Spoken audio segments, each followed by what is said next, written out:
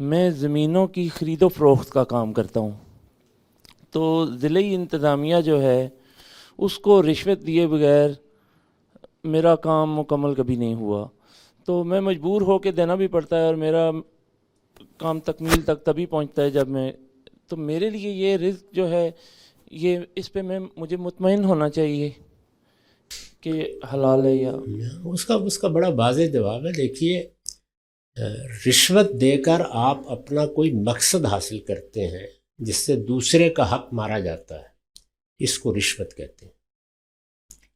آپ کو مجبور کر دیا گیا، اس پہ سیدنا مسیح نے جواب دیا ہے کہ وہ اس نے حرام کھانے کا فیصلہ کیا، اس کو حوالے کرو اور اپنا کام کرو.